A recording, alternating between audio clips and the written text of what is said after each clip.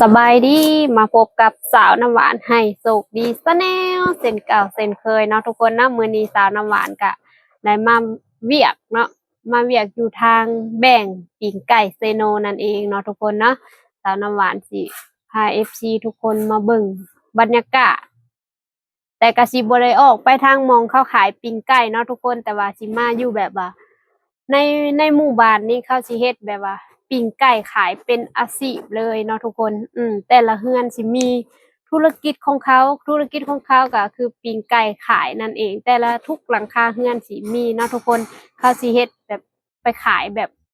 แถวอันข้างนอกเนาะทุกคนแต่ว่าอันนี้สิเป็น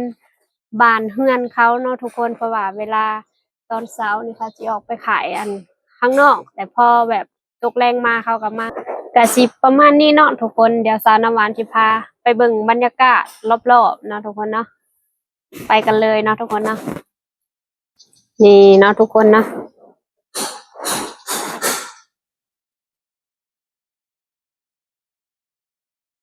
สาวน้ำหวานสิพาย่างออกเบิ่งรอบๆแต่ว่ากะสิบ่ได้ไปใกล้เนาะทุกคนเพราะเดี๋ยวสิให้เบิ่งบรรยากาศรอบๆอันนี้ทางจะออกไปถนนใหญ่เนาะทุกคนมองที่ว่าวงเวียนไปนี่ก็เป็นวงเวียนขายปิ้งไก่แต่สาวน้ำหวานที่บ่ได้ย่างออกเนาะสาวน้ำหวานที่อยู่ข้างในนี่เนาะทุกคนนี่แหละเนาะทุกคนที่เป็นกระต๊อบกระแตบแถวนั้นน่ะเขาสิเฮ็ดแบบปิ้งไก่ขายนั่นเองเนาะทุกคนเข้าไปข้างในนั่นก็มีบ้านเฮือนซ่านบ้านช่องเขาก็เต็มอยู่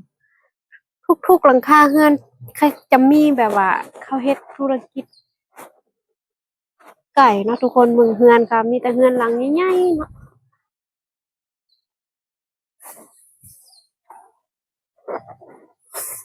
สาวน้ำหวานแถมเบิ่งบรรยากาศรอบๆนี่เนาะทุกคนบรรยากาศทางแบ่งก็สิประมาณนี้เนาะทุกคนอันนี้ก็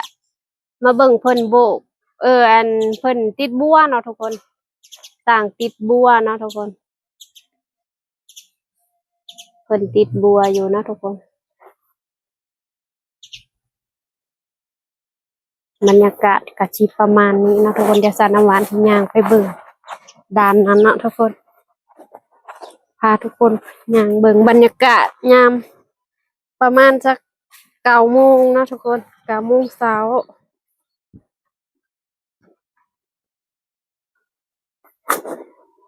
เข้าไปด้านในก็สิเป็นมีเฮือนคนอยู่เนาะทุกคนนี่สวัสดีพี่น้องก็สิประมาณนี้เนาะทุกคนแต่ละหลังคาเฮือนก็สิมักปลูกแบบว่าต้นไม้ต้นตอกผลไม้รากไม้ที่ว่ากินของกินนี่แหละเนาะทุกคนเห็นบ่ต้นกล้วยน้อยๆก็ออกมาเต็มอยู่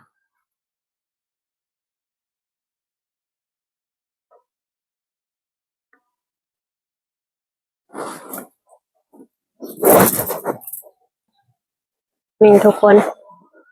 เพิ่นสิจับบัวหน้าต่างแบบนี้เนาะทุกคน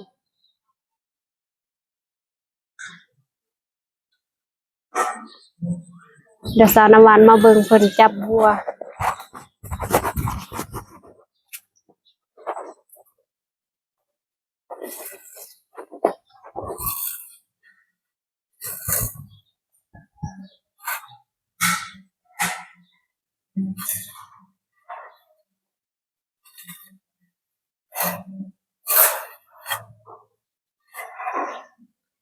จับกีบแรกแล้วก็จังมาจับอีกกีบที่2เนาะเออ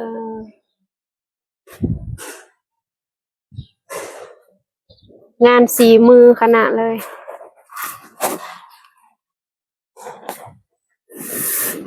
อันนี้เพิ่นยังบ่ทันได้จับ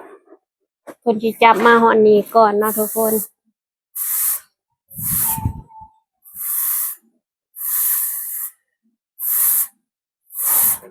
มือหนึ่งนี่เจ้าได้จักวงมือละวงมือละวงใหญ่มือละวงน้อยประมาณ2นั่นแหละอ๋อถ้าวงใหญ่แบบประตูใหญ่มันนี่ก็มือหนึ่งเนาะถ้าเป็นนับวงน้อยแบบนั้นก็ 2 วงแต่ว่ามันก็ยาวได้เนาะมันยาวบ่คืออันแบบว่าประตูแบบสั้นๆคือสมัยแต่กี้หั้นน่ะเนาะ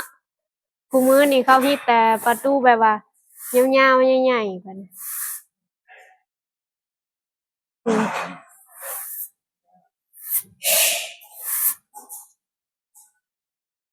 อลังการงานสร้างจับบัวเอามาเบิ่งสร้างไฟคนปีนอยู่เทิงหลังคาเนาะทุกคนอืม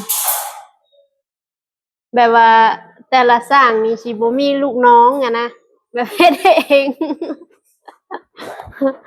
เฮ็ดเองลุยเอง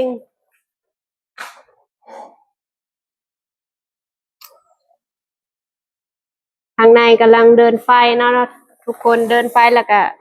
ยิงฟ้าเพดาน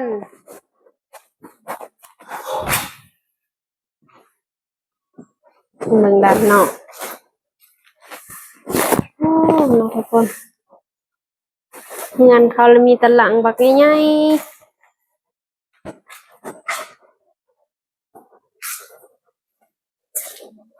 มาเบิ่งด้านหลังก็สิประมาณนี้เนาะทุกคนด้านหลังค่ะงานออกงานแบบ2 ชั้นเนาะทุกคนเป็นห้องน้ำอันนี้อืมก็สำหรับคลิปนี้ก็มีประมาณนี้เนาะทุกคนสาวน้ำหวานก็พาเบิ่งบรรยากาศรอบๆอันทางแบ่งเนาะทางแบ่งปิ้งไก่เซโนนั่นเองเนาะทุกคนเนาะเลาะเบิ่งบรรยากาศแตกต่างกับอยู่ต่างประเทศบ่หรือว่าประเทศไทยเนาะทุกคนอยู่ประเทศลาวเฮาก็สิบรรยากาศประมาณนี้ก็สิหนาวๆลมๆเนาะทุกคน ก็ฝากทุกคนกดไลค์กดแชร์กดติดตามกด Subscribe ให้สาวน้ำหวานได้เด้อเพื่อเฮ็ดคลิปต่อไปเนาะทุกคนก็ต้องขอขอบอกขอบใจบ่ว่า FC ที่ว่าอยู่ต่างประเทศหรือประเทศไทยหรือว่า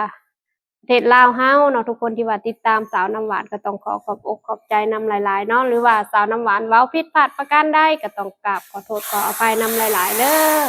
สำหรับคลิปนี้ก็มีประมาณนี้เนาะทุกคนขอกล่าวคำว่าสบายดีบ๊ายบาย